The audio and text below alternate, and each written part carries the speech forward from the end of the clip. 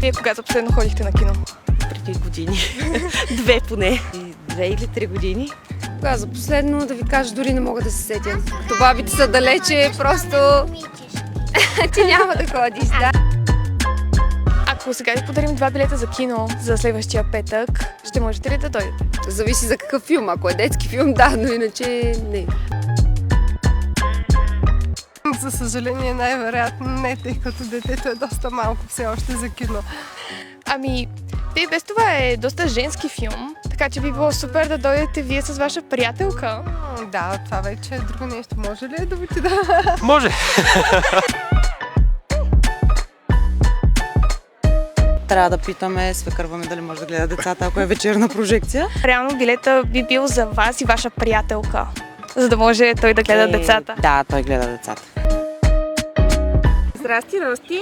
Тук ме спряха да ме попитат дали другия петък може да гледаш децата, за да отида аз на кино, на един женски филм.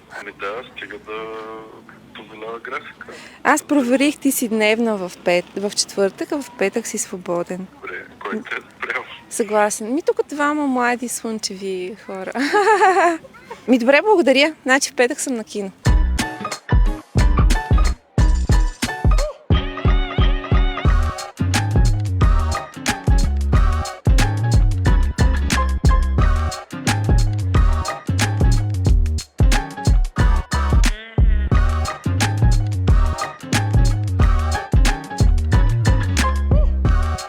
Не знам последно точно такова, не помня скоро да съм правила, но ето сега ще имам повод. Много хубаво пише: мама заслужава почивка.